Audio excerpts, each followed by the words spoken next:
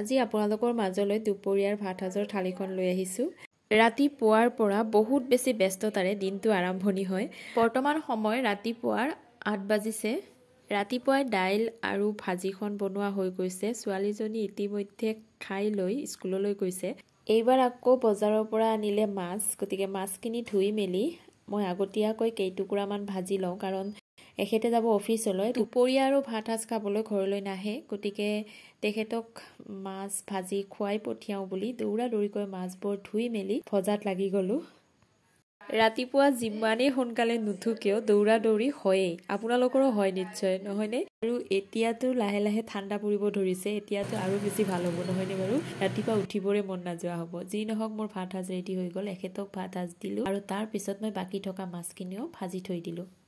আৰু এতিয়া সময় হৈছে দুপৰীয়াৰ 12 বাজিছে। মই আহিছোঁ পাকঘৰলৈ দুপৰীয়া সাজ বনাওঁ বুলি। আজি বনাম মাছৰ লগত পিঁয়াজৰ চৰচৰি। এই ৰেচিপিবিধ বনাবলৈ একেবাৰে সহজ আৰু সোনকালেও হয়। মই 2টা পিঁয়াজ কাটি মিক্সি জাৰ এটাত পেষ্ট কৰি ল'লোঁ আৰু এয়া মোৰ পেষ্টখিনি হৈ গ'ল ৰেডি। এতিয়া মই মাছ ভজা কেৰাহীটোতে অকণমান তেল আছিলে, তাতেই মই পিঁয়াজখিনি দি দিম আৰু তেলো একেবাৰে কমকৈ দিলেও কথা নাই। আৰু পিঁয়াজো যে বহুত বেছি লাগিব তেনেকুৱা নহয়, নিজৰ অনুমান মতে দিলেই হ'ল। মই 2টা পিঁয়াজ দিছিলোঁ আৰু লগতে মই তাত অকণমান নিমখ দি দিলোঁ আৰু ইয়াত মই অকণমান জিৰা গুড়িও দি দিছিলোঁ, একেবাৰে অকণমান নাম মাত্ৰ। জিৰা গুড়ি দিয়া ক্লিপটো মই ৰাখিবই পাহৰি গ'লোঁ আৰু তাৰপিছত মই অকণমান হালধিও দি দিলোঁ আৰু পিঁয়াজখিনি অকণমান ৰঙচুৱা হোৱালৈকে ভাজি থাকিব লাগিব। মোৰ এয়া পিঁয়াজৰ ৰংটো সলনি হোৱাৰ পিছত মই ইয়াত অকণমান পানী দি দিলোঁ। যিহেতুকে মই থুপথুপীয়া টাইপ বনাম, সেইকাৰণে পানী মই বেছিকৈ নিদিওঁ।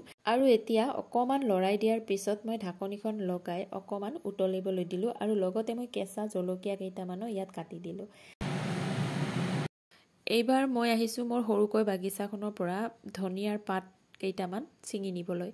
দেখিছেনে, পাতকেইটা ভালেই হৈছে, কিন্তু গছডালহে বাঢ়িব পৰা নাই। মাটিখিনিত সাৰ একেবাৰেই নাই, গছবোৰ বাঢ়িবই নোৱাৰে। যি নহওক, 2টামান পাত মই লৈ আহিলোঁ। এইফালে মোৰ পিঁয়াজৰ চৰচৰিখনো প্ৰায় হওঁ হওঁৱে হৈছে আৰু এইখিনি সময়তে মই মাছ কেইটুকুৰাও ইয়াত দি দিলোঁ আৰু লগতে ধনিয়াৰ পাতকেইটাও সৰু সৰুকৈ কাটি দিলোঁ।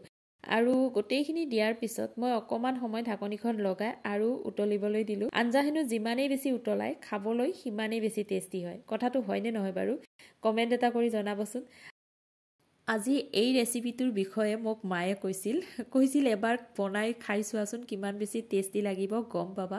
সঁচাকৈ খোৱাৰ পিছতহে গম পালোঁ যে এনেদৰে বনালেও আঞ্জাবোৰ খাবলৈ কিমান বেছি টেষ্টি হয়। আমি সচৰাচৰ পিঁয়াজ, আদা, নহৰু এইবোৰ দি মাছৰ আঞ্জা বনাইছোঁ, কিন্তু অকল পিঁয়াজেৰে আজি মই ফাৰ্ষ্ট টাইম বনাইছোঁ।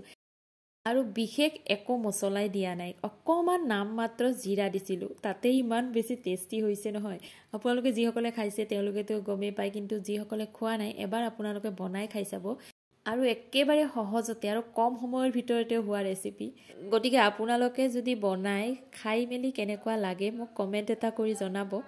আজি আমাৰ দুপৰীয়া সাজত আছিল ভাত, লগতে বন্ধাকবি ভাজি, দাইল আৰু আছিল মাছেৰে সৈতে পিঁয়াজৰ চৰচৰি আৰু মাছ ভাজি আৰু এটা কেঁচা জলকীয়া। আজি দুপৰীয়া সাজ আমাৰ ইমানেই আছিল। তাকে আপোনালোককো অকণমান দুপৰীয়াৰ থালিখন দেখুৱাই দিলোঁ।